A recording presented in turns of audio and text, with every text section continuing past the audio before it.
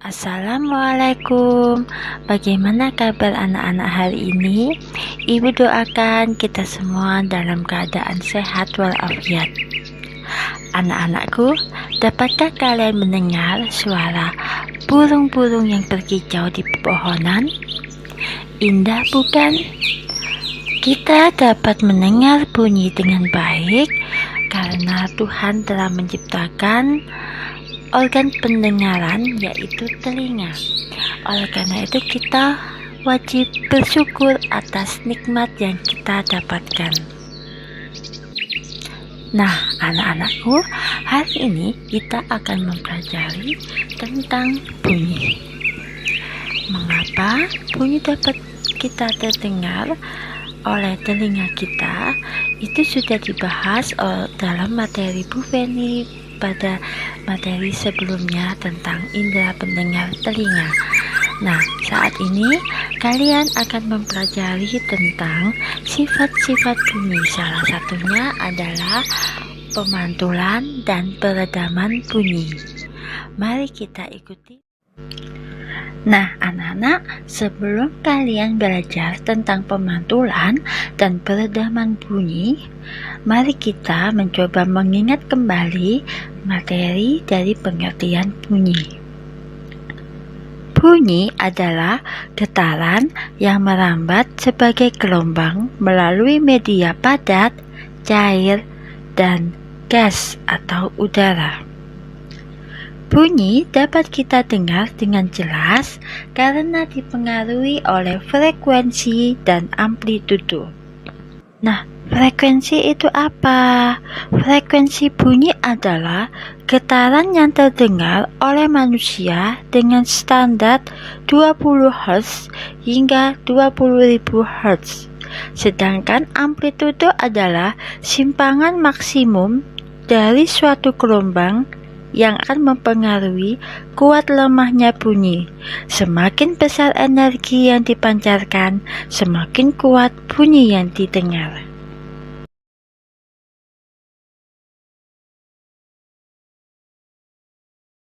Nah, anak-anak, sekarang kita akan mempelajari sifat-sifat bunyi.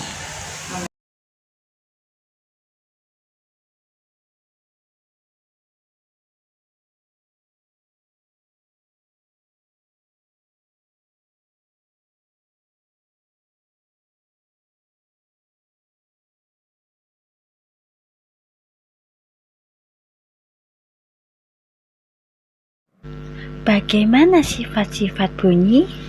Mari kita pelajari lebih lanjut. Pertama, bunyi termasuk gelombang mekanik dan longitudinal. Mengapa? Karena bunyi memerlukan zat perantara atau medium untuk merambat, seperti percobaan perambatan bunyi yang pernah kalian lakukan. Apakah bunyi bisa merambat di dalam ruang hampa? Tidak bisa. Oleh karena itu, kita tidak bisa mendengar suara ketika di luar angkasa pada ruang hampa. Bagaimana arah rambat bunyi? Arah getaran bunyi searah dengan arah rambatnya. Sifat bunyi yang kedua, bunyi dapat dipantulkan. Seperti pada percobaan yang pernah kalian lakukan, pada saat kalian mengamati bunyi jarum arloji yang bergetar, kalian dapat mendengar dengan jelas ketika mengenai sebuah piring.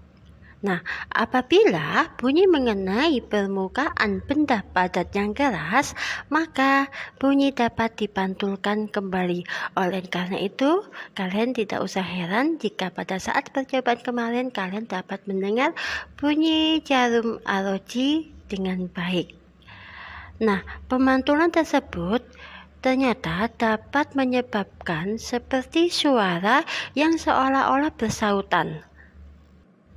Peristiwa ini disebut dengan gema, misalnya saat kita berteriak di lereng pegunungan. Namun, pemantulan bunyi juga dapat menyebabkan suara berisik seperti pertunjukan di gedung. Nah, ini dinamakan dengan istilah gaung. Apa manfaat dari pemantulan bunyi? Pertama, untuk mengukur kedalaman laut dengan sonar. 2. Mengukur kedalaman gua. 3. Mengukur jarak tebing. 4. Mendeteksi janin dalam kandungan dengan menggunakan USG. 5. Mengukur kecepatan bunyi di air. Sekarang kita akan mencoba mempelajari gema. Gema merupakan bunyi pantul yang terdengar setelah bunyi aslinya terdengar lebih dahulu. Jadi, ada jarak waktu antara terdengarnya bunyi asal dengan bunyi pantul. Contoh, gema yang dihasilkan oleh suatu dasar sumur, bangunan, dan dinding. Gaung, bunyi pantul yang terdengar bersamaan dengan bunyi asli. Gaung terjadi di dalam ruangan sempit seperti di dalam gua. Contohnya, gaung ketika bunyi asli saat kita teriak "saya lapar". Nah, saat di detik ketiga sebelum bunyi asli selesai akan terdengar bunyi pantul dari kata "saya lapar". Nah, beda dengan gema. Ketika bunyi "saya lapar" selesai, tidak lama kemudian terdengar lagi bunyi pantul "saya lapar", seolah-olah ada yang meniru suara kita.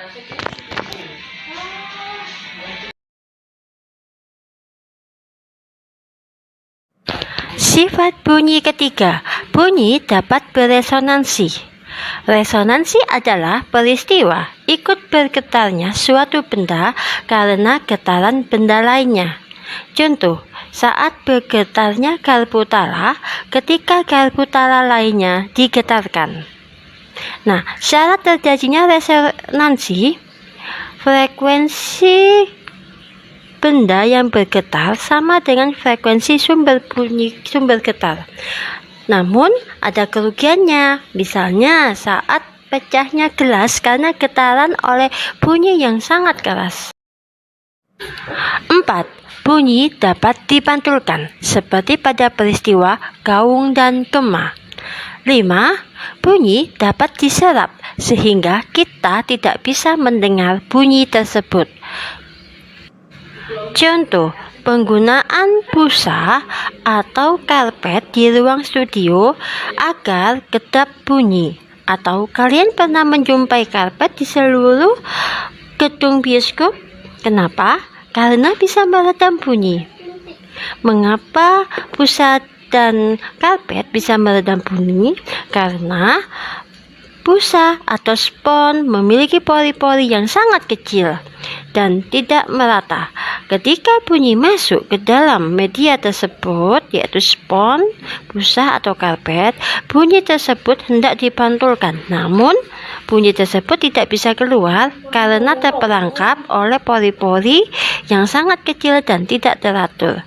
Akibatnya, bunyi tersebut tidak dapat keluar sehingga bunyi dapat diredam dengan baik. Jenis-jenis bunyi. Jenis-jenis bunyi ada 3 macam. Yang pertama, bunyi infrasonik. Bunyi yang frekuensinya kurang dari 20 Hz. Bunyi infrasonik ini dapat didengar oleh hewan anjing dan jangkrik. 2. Audiosonik, bunyi yang frekuensinya 20-20.000 Hz yang dapat didengar oleh manusia dan seluruh makhluk hidup. 3. Bunyi ultrasonik, bunyi yang frekuensinya lebih dari 20.000 Hz hanya dapat didengar oleh kelelawar dan lumba-lumba. Berdasarkan materi sebelumnya serta percobaan yang telah kalian lakukan, dapat kita simpulkan bahwa bunyi mempunyai manfaat bagi kita semua. Salah satunya, pertama, untuk pemeriksaan USG. 2. Survei geofisika. 3. Mendeteksi cacat dan retak pada logam. 4. Melepaskan plak pada gigi. 5. Mengukur kedalaman laut dan letak benda di dalam laut. Nah, demikian anak-anak materi tentang bunyi. Mari kita manfaatkan bunyi dengan baik. Sampai di sini dulu pembelajaran hari ini. Kita akan berjumpa lagi pada pembelajaran berikutnya. Assalamualaikum warahmatullahi wabarakatuh. Sampai jumpa.